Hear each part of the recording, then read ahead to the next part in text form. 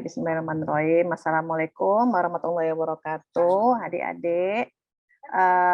Kali ini kita akan masuk mengenai pembelajaran tentang konsep homeostasis dan penerapan fisiologi. Nanti kita akan ada fokus tentang bagaimana proses homeostasis pada sistem kardiovaskuler, pada berbagai kondisi ya. Nanti akan ada tugas, kemudian juga ada jika ada yang mau ditanya nanti silakan ya pertanyaannya ya. Saya akan coba share screen.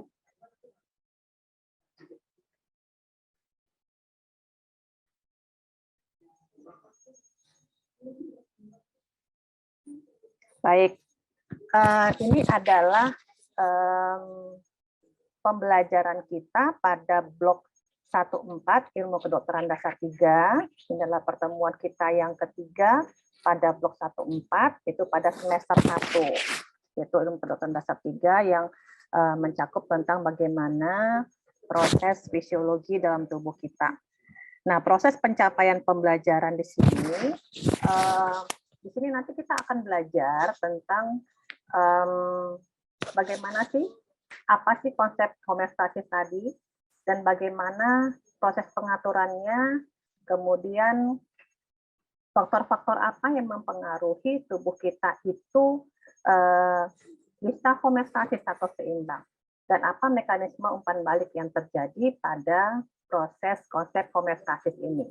Nanti jika ada yang mau bertanya, silahkan ya. Di sini ada Yoyo Aluselomita, ada Tengkuan, ada Godfrey Eri, ada Rosa, Dinika Tika Anton ya. Kalau misalnya ada yang mau ditanya, silahkan nanti kita ada sesi diskusi.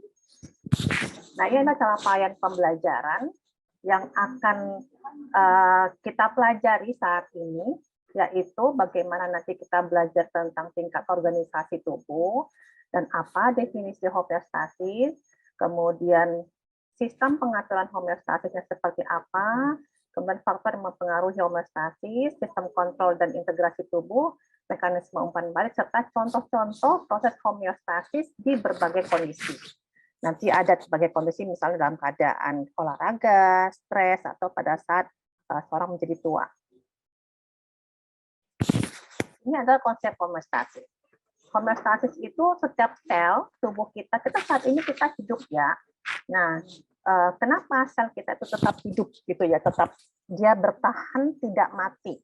Nah, tubuh kita itu memiliki suatu pengaturan yang sangat integrasi, sangat dinamik, sehingga dia mencapai kondisi yang dynamic state, itu dalam kondisi yang seimbang. Dan itu sangat penting untuk kelangsungan tubuh kita, terutama sel, dan mempertahankan bagaimana caranya lingkungan internal sel tadi itu bekerja dengan baik. Dan seluruh sistem tubuh itu saling terintegrasi satu sama lain, itu berperan untuk homeostasis. Di sini ada sistem tubuh. Kalau berdasarkan organisasi sistem tubuh, ada mulai yang terkecil dari sel, kemudian jaringan, kemudian organ, kemudian sistem. Dan sel adalah unit terkecil secara fungsional yang bekerja untuk mengatur tubuh kita. Nah, jadi sel tadi harus baik. Sel yang baik akan membentuk sistem tubuh yang baik. Sistem tubuh yang baik akan saling berintegrasi satu dengan yang lain, sistem tubuh dengan sistem yang lain, itu membentuk homeostasis yang baik. Dan itu akan penting sekali untuk kelangsungan hidup selnya sendiri. Jadi semacam umpan balik. Jadi dibutuhkan sel yang baik, akan membentuk sistem tubuh yang baik, dan akan membentuk homeostasis yang baik. Terus apa yang terjadi kalau homeostasisnya tidak baik? Ya, sehari-hari kita tahu dengan apa kita jadi sakit. Sakit yang macam-macam ya, bisa flu, pilek, segala macam. Kemudian, nah ini homeostasis, itu harus ada stimulus. Tubuh kita, dimanapun, pasti akan ada stimulus yang masuk. Nah, stimulus itu akan diterima tubuh, akan dideteksi oleh tubuh. Tubuh itu menerima ada suatu bagian dalam tubuh yang disebut dengan reseptor yang akan menerima stimulus tadi. Nah, Reseptor tadi akan meneruskan ke pusat. Pusat itu di mana? Itu adalah di otak sebagai pusat kontrolnya. Kemudian otak akan mengintegrasikan ke organ tubuh lain sebagai efektor, kemudian akan stimulus tadi akan membentuk keseimbangan lagi untuk efektornya. Reseptor misalnya apa? Di kulit kita memiliki banyak reseptor. Ada reseptor panas, reseptor dingin, ada macam-macam ya reseptor ya. Kemudian itu akan berefek pada tubuh kita. Misalnya dalam keadaan panas, tubuh kita stimulus panas yang ada reseptor panas yang ada di kulit itu akan memberikan respon ke pusat otak, yaitu di mana? Di hipotalamus sebagai pusat panas, dan efektornya adalah tubuh kita bisa bergerak untuk menyeimbangkan sebagai reseptor stimulus yang masuk dengan cara apa? Misalnya berkipas, muka kita menjadi lebih merah. Itu adalah salah satu proses homeostasis dalam tubuh. Apa tujuan homeostasis? Untuk mencapai keseimbangan hidup. Ada keseimbangan interaksi, ada pergerakan, respon, pencernaan. Nah, apa yang kita makan itu juga akan sangat berpengaruh terhadap homeostasis tubuh kita. Intinya tubuh kita harus seimbang. Begitu juga dengan metabolisme, reaksi kimia, kemudian ada hormon-hormon yang berperan. Ada juga seimbang yang menyeimbangkan yang lain apa? Zat sisa tadi harus pengeluarannya harus baik. Itu apa? Sistem ekspresi. Contohnya apa? Saluran pencernaan juga merupakan salah satu sistem ekspresi kita, sistem buangan. Kemudian urin juga merupakan salah satu sistem ekspresi yang mengeluarkan. Itu juga harus, yang keluar juga harus seimbang. Reproduksi atau regenerasi. Sel-sel tubuh kita juga ada yang harus bisa mengalami regenerasi. Contoh misalnya sel darah putih, misalnya yang berperan terhadap sistem imun kita. Pertumbuhan juga sama untuk mempengaruhi, semua akan berintegrasi satu sama lain untuk membentuk homeostasis. Ini adalah zat-zat yang harus seimbang dalam tubuh kita. O2, CO2, nutrisi, zat sisa, pH, konsentrasi garam, air, volume, tekanan, suhu, itu semua harus seimbang. Tubuh kita dipertahankan pada suhu yang normal untuk supaya metabolisme tubuh kita baik. Suhu normal kita berapa? Ada yang tahu nggak? Selo tahu? Suhu tubuh normal kita berapa?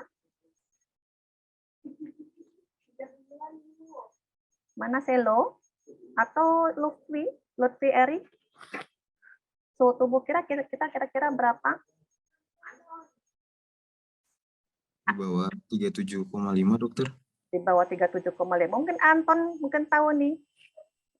36,5 dok sampai 37,5. Wah, luar biasa. Yes, betul. Jadi kita nggak di bawah 37,5 aja, Eri. Ada range-nya. Itu dipertahankan agar metabolisme tubuh kita bekerja dengan baik. Gitu ya, adik-adik ya. O2 juga sama. Itu akan dipertahankan dengan kondisi yang baik, yang tetap ada nilai normalnya. Itu harus, misalnya ada kita kenal dengan saturasi oksigen.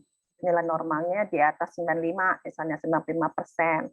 Nah, itu kalau berkurang aja, berarti ada homeostasis yang tidak baik dalam tubuh kita. Efeknya apa? Kita akan mengalami sesak nafas. Contoh dalam keadaan kita olahraga, kenapa kita sesak nafas? Sesak nafas salah satu usaha tubuh mempertahankan konsentrasi O2 di dalam darah. Oke, nah ini contoh-contoh proses homeostasis yang terjadi dalam tubuh kita, misalnya olahraga, stres, penuaan, atau perubahan suhu. Apa sih efeknya terhadap sistem kardiovaskuler kita, misalnya? Ini yang mengakibatkan kita suatu saat nanti, kok kita jadi gampang lelah ya? Kenapa orang yang gangguan kardiovaskuler jadi gampang lelah, misalnya? Ini misalnya, nanti kita akan bahas nih, tentang bagaimana proses homeostasis, tubuh ini bekerja satu sama lain untuk menyeimbangkan supaya tubuh kita tetap bekerja dengan baik pada kondisi seperti ini. Dalam keadaan olahraga, dalam keadaan kita stres, penuaan, atau perubahan suhu. Kalau yang kalian lihat di sini, ada faktor-faktor yang mempengaruhi kardiovaskuler kita yang dapat mempengaruhi sistem homeostasis kita.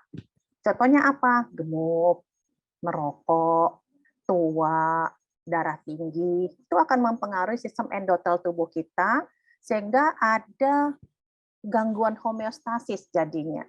Itu yang akan menyebabkan terjadinya penyakit nanti. Ini hanya sekedar untuk contohnya ya. Nanti kita lihat. Kalian lihat di sini kita bergerak setiap hari. Coba siapa nih? Rosa. Dalam keadaan olahraga jantung kita gimana, Sa? Mana Rosaliana? Jadi deg-degan ya, Dok? Iya, jantungnya deg-degan. Nafasnya gimana, Tengku? Nafasnya jadi bagaimana dalam keadaan kita olahraga? Nafasnya jadi cepat gitu ya, Dok? Iya, napasnya jadi cepat, itu usaha untuk supaya oksigen CO2 yang hasil proses metabolisme keluar dan seimbangkan dengan O2 yang masuk. O2 yang masuk itu digunakan untuk apa sih, Siti? Digunakan untuk metabolisme, Dok. Iya, supaya bisa bergerak seperti ini ya. Nah, Siti kalau misalnya olahraga nih, nah bergeraknya jadi seperti itu dan seimbang. Nah, ada hormon-hormon yang terlibat dalam keadaan kita olahraga. Jadi kalau kita bicara tentang homeostasis kardiovaskuler, kita bicara hormon, kita bicara keseimbangan nutrisi, kita harus makan yang baik juga, ya. Oke. Nah, ini apa fungsi sistem kardiovaskuler kita saat olahraga? Mengantarkan ini. Jadi kardiovaskuler itu sebagai apa ya, alat transport ya, transport nutrisi kita gitu. Termasuk salah satunya misalnya transport hormon, transport makanan yang kita makan, transport oksigen juga yang kita makan. Gitu. Nah, kemudian ini ada respon adaptasi. Bagaimana tubuh kita berhomeostasis terhadap saat kita olahraga. Denyut jantung kita meningkat. Dini nih, pernah nggak lari-lari atau olahraga yang dirasa itu, pernah nggak, Din? Peraba denyut nadinya saat olahraga. Oh, iya, Dok. Kalau pas olahraga denyut nadinya jadi lebih cepat ya, Dok ya? Iya, kenapa kira-kira, Din? Tahu nggak Kan alasan? kalau lagi olahraga itu ya, otot-ototnya perlu banyak oksigen gitu ya, Dok. Iya. Jadinya makanya denyut nadinya jadi harus naik ya, Dok. Iya, Gitu nggak sih, Dok? betul. Iya, betul. Nah, dalam keadaan olahraga, ada hormon yang meningkat, yaitu adrenalin, karena efek dari simpatis tadi. Nah, itu akan meningkatkan denyut jantung akan berdetak lebih cepat. Itu hormon bekerja sama dengan kebutuhan tubuh saat kita olahraga. Makin kita keras olahraga, kebutuhan oksigen akan makin banyak dan sisa ampas metabolismenya akan semakin banyak CO2-nya. Nah, apa yang terjadi kalau CO2 tadi nggak keluar, nggak dikeluarkan atau diekspresikan melalui pernafasan? Ada yang tahu nggak kira-kira kenapa? Kalau CO2 numpuk dalam darah, apa yang terjadi? Ada yang tahu nggak? Tengku? Asidosis, Dok. Iya, asidosis itu apa artinya? Anton tahu nggak asidosis? Ini pH tubuh asam, Dok. ya asam. Jadi tubuh kita akan lebih asam, CO2-nya lebih tinggi, ada yang dikatakan dengan asidosis respiratorik. Jadi itu tubuh kita berusaha supaya jangan terjadi asidosis tadi. Nggak boleh terjadi asidosisnya, makanya dicepetin nafasnya supaya CO2 tadi nggak menumpuk dalam darah, gitu ya. Oke, nah ini stroke volume, denyut jantung, ini adalah apa ya, keluaran darah yang dikeluarkan dari jantung atau dari ventrikel kiri saat kita istirahat maupun dalam keadaan olahraga. Ini dalam keadaan istirahat sekitar 50 sampai 70 cc aja sekali apa ya, dalam satu kali berdenyut. Nah, kemudian olahraga satu kali berdenyut meningkat bisa 2 kali lipat. Stroke volumenya, darah yang dicurahkan satu kali puncup itu pada saat olahraga bisa sampai 100 cc dibandingkan dengan dalam keadaan istirahat. Memang dibutuhkan seperti itu supaya oksigen yang disalurkan lebih banyak, nutrisi yang disalurkan juga lebih banyak. Oke, nah ini atlet ya. Atlet dia bisa sampai 200 per denyut. Kenapa? Jantungnya dilatih. Dilatih terus supaya tetap sama memberikan nutrisi yang baik pada saat olahraga. Nah, ini contohnya efek curah jantung. Curah jantung itu atau cardiac output adalah stroke volume kali denyut jantung. Jadi berapa yang satu kali dipicu tadi dalam satu kali ejeksi pada saat oleh ventrikel kiri itu dikalikan dalam 1 menit, itu heart rate-nya berapa denyut jantungnya. Nah, ini makin tinggi kerja fisiknya, maka konsumsi oksigen juga akan semakin banyak. Curah jantung akan semakin banyak juga. Nah, ini yang disebut dengan bagaimana tubuh kita berhomeostasis saat berolahraga. Aliran darah juga meningkat, kemudian tekanan darah juga meningkat. Ini adalah komponen atau kerja tubuh, mekanisme kerja tubuh terhadap suatu kondisi. Kondisinya salah satunya di sini adalah kita contohkan olahraga. Inilah yang terjadi pada tubuh kita. Ya, dalam keadaan olahraga sistoliknya tekanannya bisa sampai meningkat, begitu. Nah, ini saya contohkan bagaimana olahraga itu berefek kepada tubuh kita. Tubuh itu apa? Sistem muskuloskeletal, pembuluh darah, metabolisme, kemudian paru-paru, ya semua saling berintegrasi untuk apa? Misalnya vaskularnya jadi meningkat alirannya, ototnya lama-lama akan membesar kalau kita rangsang terus-menerus, misalnya dengan olahraga terus-menerus, terjadi hipertrofi ototnya. Dan di selnya sendiri terjadi peningkatan insulin. Ada yang tahu fungsi insulin untuk apa? Eri, tahu? Insulin gunanya untuk apa? Mungkin Ayu Mega tahu? Pernah dengar insulin nggak, Ayu? Mohon maaf, Dok. Kenapa, Yuk? Kurang tahu? Kurang tahu, Dok. Oke, baik. Ada yang bisa menjelaskan insulin untuk apa? Insulin itu Berhubungan sama glukosa ya, Dok ya? Nah, mantap Dini. Gitu deh, betul. Jadi kalau kita makan, itu insulin akan bekerja memasukkan glukosa tadi ke dalam sel. Gitu. Oke, kita lanjutkan saja.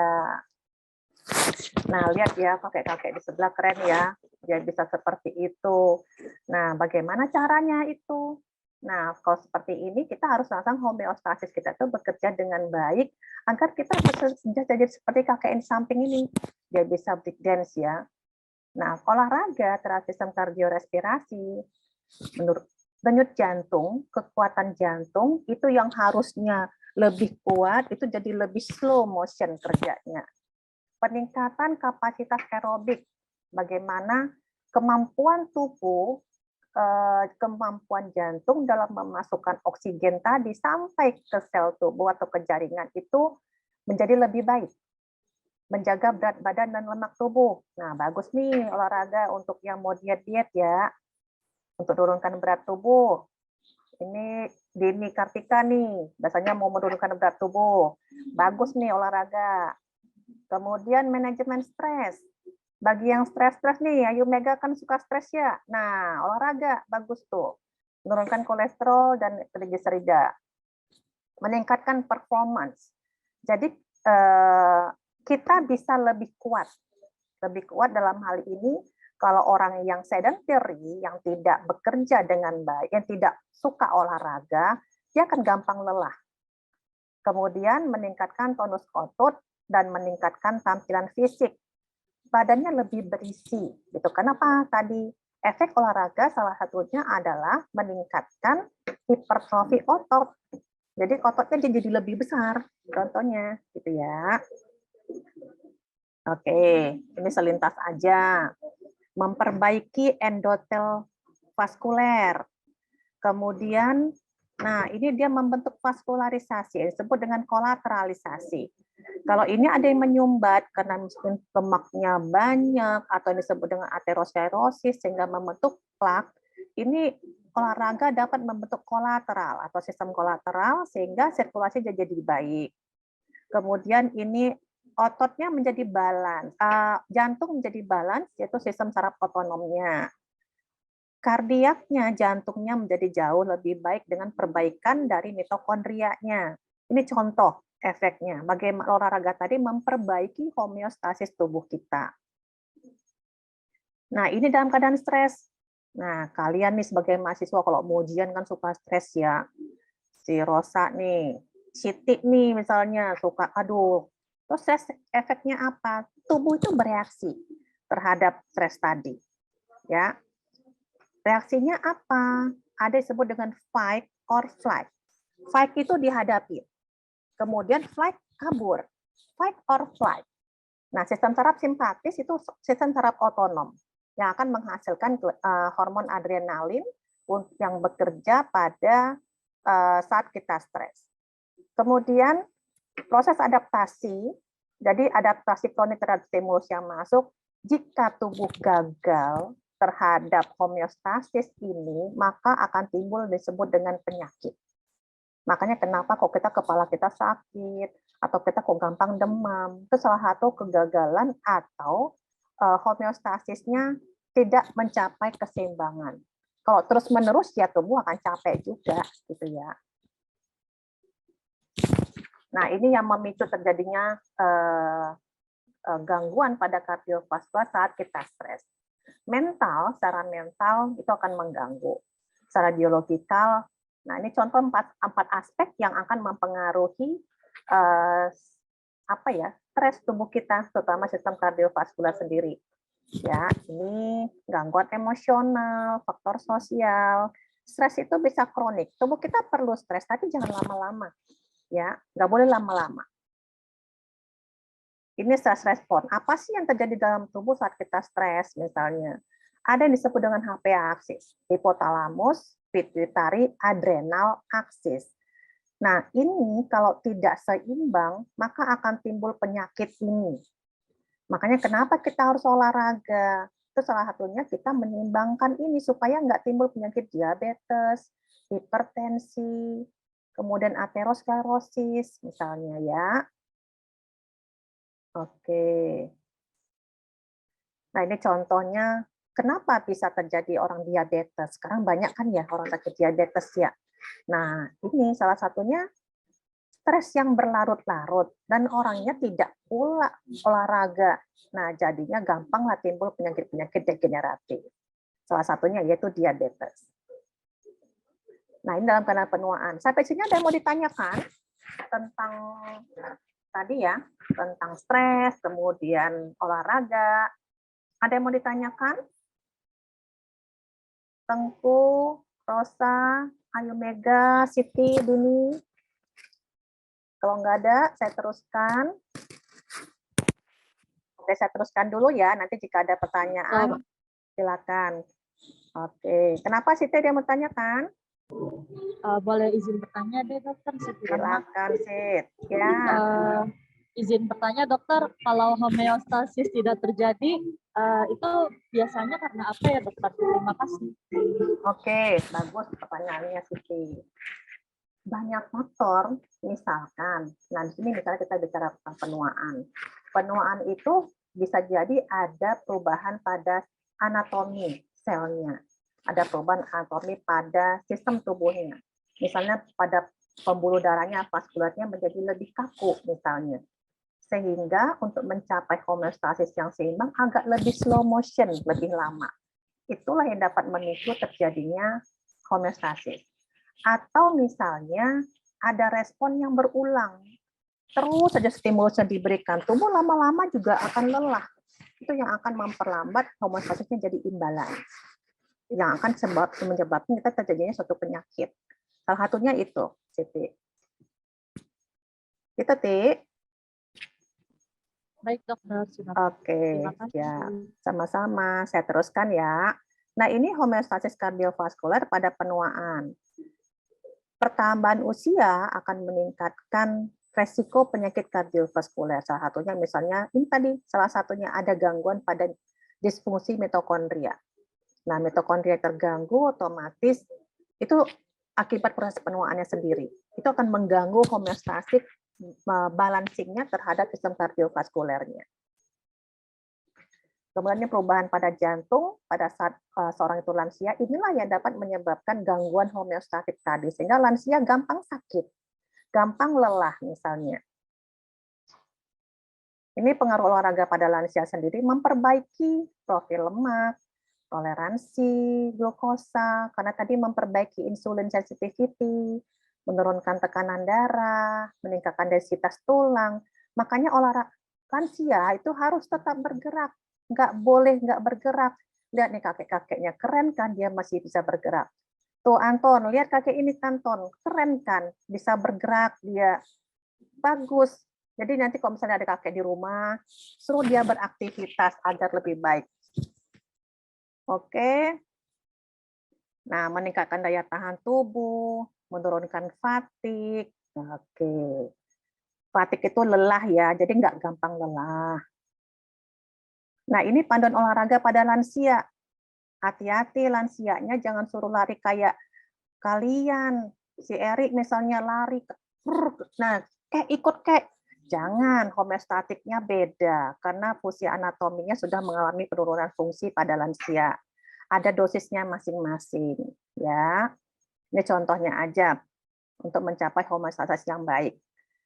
Oke, nah ini nanti sampai di sini ada yang mau tanya dulu nggak? Saya coba back dulu. Mungkin satu pertanyaan ada yang mau ditanya. Ayo Mega, paham? Paham, Dok.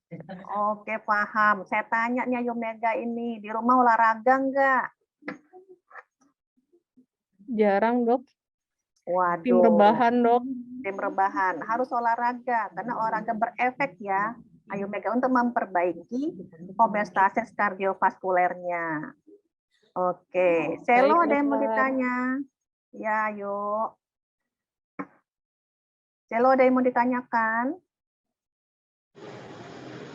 Belum ada dok, sudah paham. Oke, sudah paham ya. Baik. Anton, sudah ada yang mau ditanyakan? Cukup, Dok. Baik. Wah, udah pinter-pinter. Baik, nah ini saya ingin memberikan tugas pada kalian. Nah, ini ada tugas. Kalian harus mencari tugas terkait dengan konsep homeostasis, yaitu journal reading. Jurnalnya terserah kalian. Jangan pusing gitu, Anton. Biasa aja. Nah, tugasnya itu nanti kalian kumpulkan email ke saya tentang tugas journal reading ini. Cari tentang konsep homeostasis. Nah, ini adalah secara individu ya. Masing-masing itu akan nanti kalian review tugasnya, jurnalnya seperti apa. Kalau bisa jangan yang tua-tua tahunnya, jadi 5 tahun terakhir paling lama. Ini format tugas terstruktur, resume jurnalnya, bagaimana cara menulisnya, ada pendahuluannya. Ini secara kalian singkat, kalian simpulkan tentang topik yang ada di jurnal. Kemudian isi review jurnalnya, studi kasus pada jurnal, bagaimana pembahasannya. Kalau ada kasusnya jauh lebih baik. Misalnya ada kasus yang gangguan homeostatiknya atau homeostatic imbalance ya. Kemudian kesimpulan dari hasil resume jurnal. Nah, ini penilaian dari review jurnal yang kalian buat, yang kalian kumpulkan, ini kelengkapan elemen jurnalnya dirangkum 0 sampai 50. Nah, ini isi rangkumannya, nilainya 0 sampai 50. Kalau perfect sempurna akan dinilai 50. Nah, ini secara keseluruhannya review jurnal tugas kalian itu merupakan 10% itu masuk ke penilaian kalian dan akan masuk ke dalam nilai blok kalian. Paham ya untuk tugasnya ya? Baik. Paham dokter. Baik, oke Rosa. Ya, ini referensi yang digunakan. Kalian silakan, ada buku untuk Pak Al itu ada Guyton, Sherwood, ada Ganong, ada Silverton, tinggal pilih. Di perpustakaan kita ada. Baik, saya rasa demikian untuk perkuliahan hari ini.